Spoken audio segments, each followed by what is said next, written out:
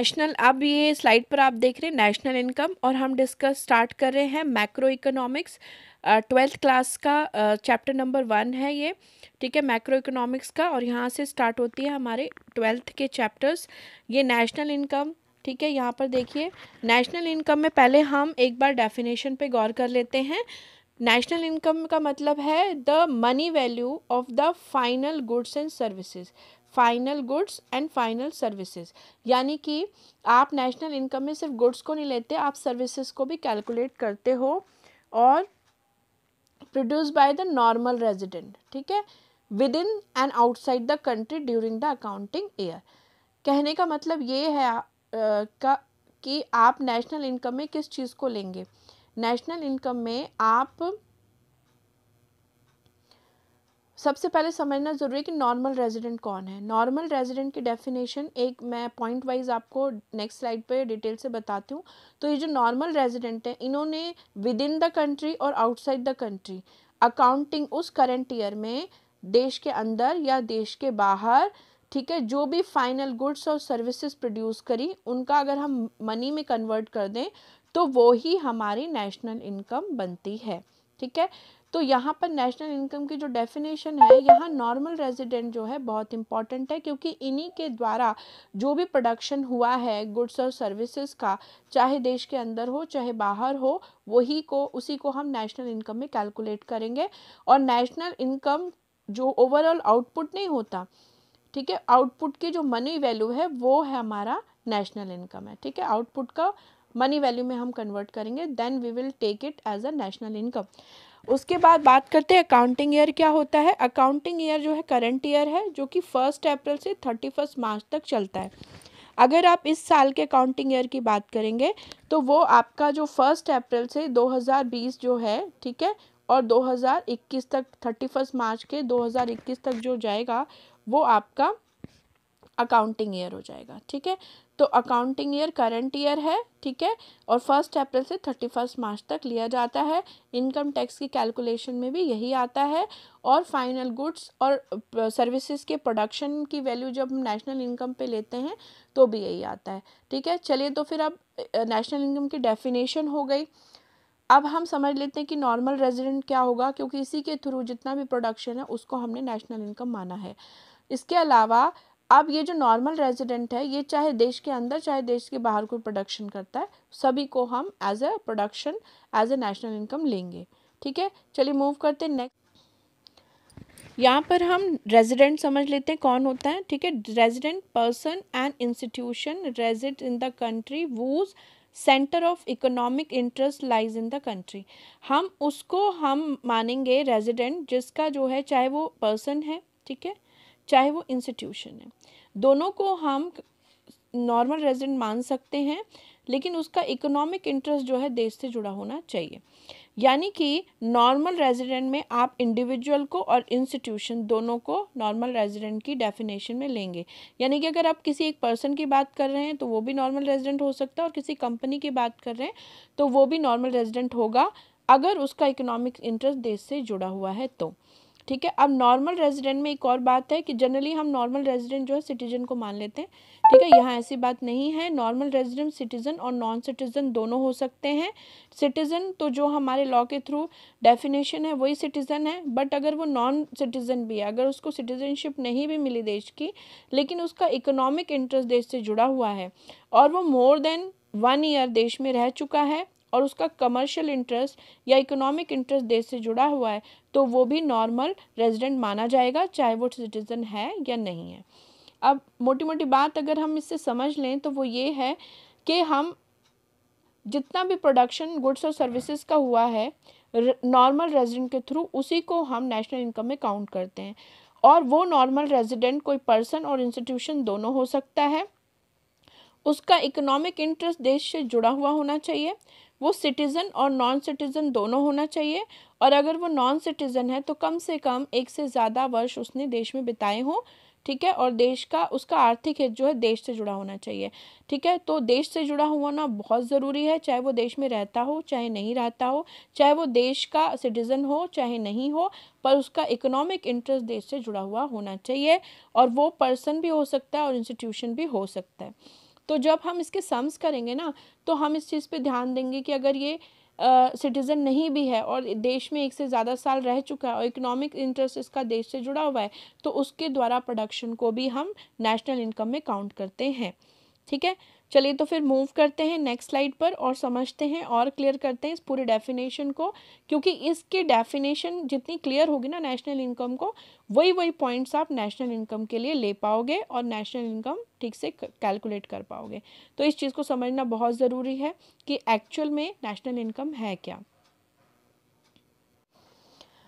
अब यहाँ पर थोड़ा सा और जान लेते हैं। लोकल एम्प्लॉयज़ जो हैं working in the foreign embassies located in their country are treated as the normal resident.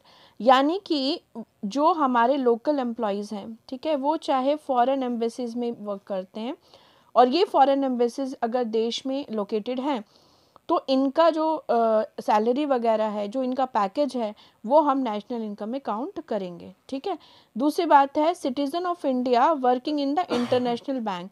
जो हमारे देश के लोग हैं जिनको सिटीजनशिप प्राप्त है और वो चाहे देश से बाहर भी रह रहे हैं या देश में ही रह रहे हैं, लेकिन वो इंटरनेशनल ऑर्गेनाइजेशन, फॉरेन बैंक्स या फॉरेन एम्बेसीज में काम करते हैं और वो देश के सिटीज़न हैं।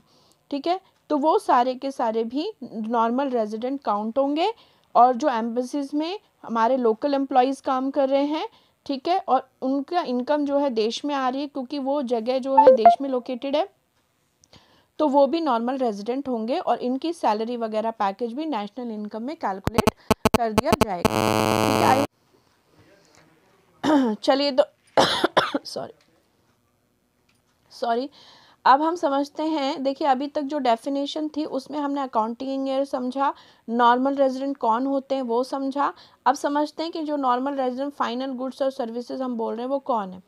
देखिए फाइनल गुड्स एंड सर्विसेज, यहाँ पर फाइनल गुड्स और इंटरमीडिएट गुड्स समझना ज़रूरी है। फाइनल गुड्स वो होती हैं जो हमारा फाइनल प्रोडक्शन होता है और कंज्यूमर की डिमांड को डायरेक्ट सेटिस्फाई करता है, जबकि इंटरमीडिएट गुड्स डायरेक्ट सेटिस्फाई नहीं करता बल्कि वो फाइनल प्रोडक्ट को बनाने में हेल्प करता है। ठीक है, पहले वो प्रोसेस्ड होगा देन फाइनल प्रोडक्ट जो है तैयार होगा।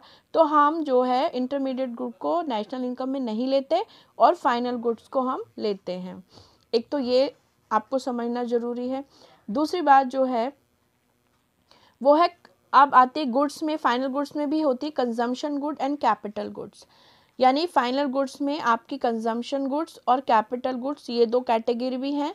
कंजम्पशन गुड्स होती हैं goods which are consume for their own sake and satisfy the current wants.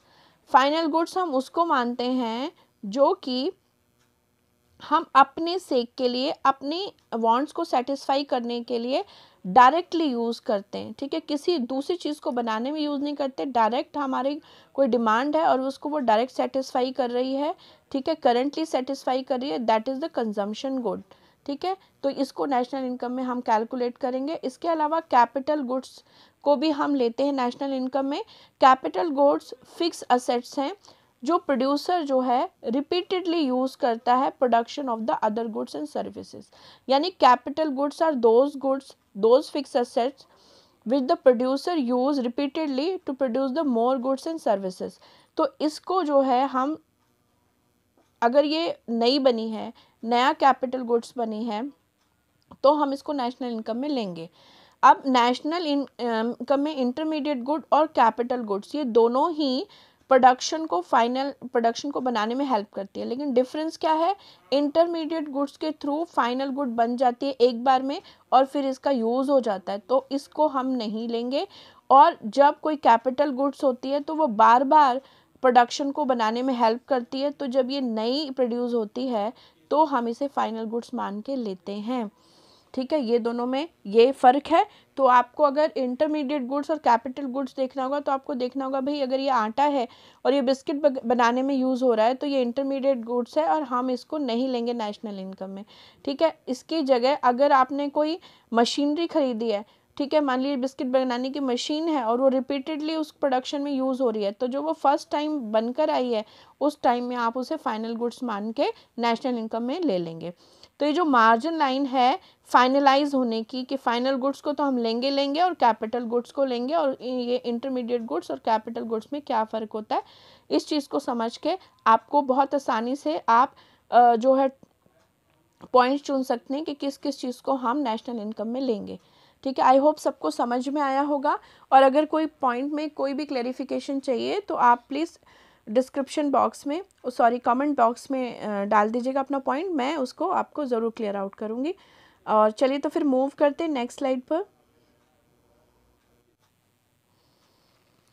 यहाँ पर अब लास्ट पॉइंट हम डिस्कस कर लेते हैं, डोमेस्टिक टेरिटरी क्या होती है। किसको हम डोमेस्टिक टेरिटरी बोलेंगे? Territory lying with in the political frontier, किसी देश का जो पॉलिटिकल फ्रंटियर है, जो पॉलिटिकल आउटलाइन है, उसी को हम उसका टेरिटरी, डोमेस्टिक टेरिटरी मानेंगे। उसके अंदर जो भी प्रोडक्शन है उसको तो हम देश का प्रोडक्शन मानेंगे ही। इसके अलावा मतलब डोमेस्टिक प्रोडक्शन मानेंगे। इसके अलावा ships and aircraft owned and operated by the resident between 2 और मोर कंट्री, यानी जो शिप्स होते हैं, जो एयरक्राफ्ट्स होते हैं, वो चाहे किसी 2 कंट्री के बीच भी सफ़र कर रहे हैं, लेकिन वो जिस कंट्री के हैं उसी के नॉर्मल रेजिडेंट में माने जाएंगे। लाइक मैं एग्जांपल देती हूँ कि जो हमारे देश का जैसे इंडियन शिप है, अगर वो यूके और पाकिस्तान के बीच रेगुलर पैसेंजर प्लेन जा रहा है, ठीक है, जो कि एयर इंडिया हमारी कंपनी, हमारे देश की कंपनी उसको ऑपरेट करती है, और चाहे वो रशिया या जापान के बीच कहीं जा रहा है, पैसेंजर प्लेन है, ठीक है, तो इसको भी हम जो है डोमेस्टिक टेरिटरी में ले लेंगे, इसको भी हम, ठीक है, क्योंकि ये हमारे देश का प्लेन है, चाहे ये हमारे पॉलिटिकल फ्रंटियर से बाहर भी जा रहा है। इसके अलावा फिशिंग वेसल्स, ठीक है, oil, natural gases rigs, floating platforms जो हैं, ठीक है, operated by the resident country in the international water. जो इंटरनेशनल वाटर है उसमें आपके देश की कोई ऑयल रिफाइनरी है, कोई फिशिंग वेसल्स है, ठीक है, कोई नेचुरल गैस रिग्स हैं, तो इन सब को भी अगर आपके देश के हैं, कंट्री के, तो वो नॉर्मल रेजिडेंट माने जाएंगे।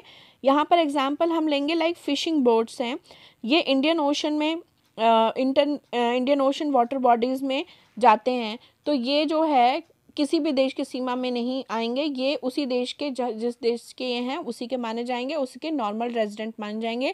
तो इनके द्वारा जो भी फाइनल प्रोडक्ट निकलेगा, जो भी ये फिशिंग वगैरह करके लाएंगे, वो सारा का सारा हमारा नेशनल इनकम में आ जाएगा। ठीक है, इसके अलावा इंडियन ओशन में अगर कोई रिफाइनरी वगैरह, ऑयल वेसल्स वगैरह लगे हैं, तो वो सारे भी, क्योंकि वो हमारे देश के हैं, चाहे वो इंटरनेशनल बॉडी में ही कर रहे हैं वर्क, वाटर बॉडीज़ में वर्क करें, लेकिन फिर भी उनका प्रोडक्शन जो है नेशनल इनकम में लिया जाएगा।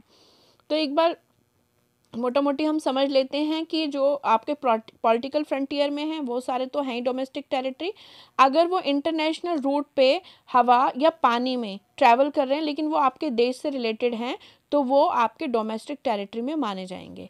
ठीक है, आई होप सबको समझ में आया होगा और क्लियर हो गया होगा पूरा डेफिनेशन कि हम किसको किसको नेशनल इनकम में हम ले सकते हैं। चलिए, तो फिर आई थिंक ये डेफिनेशन आज हमने क्लियर किया। इससे रिलेटेड और छोटे छोटे पॉइंट्स फिर लेंगे और आगे सम्स भी करेंगे। And thanks for watching the video, and please like, share and subscribe करना ना भूलें। And have a nice day.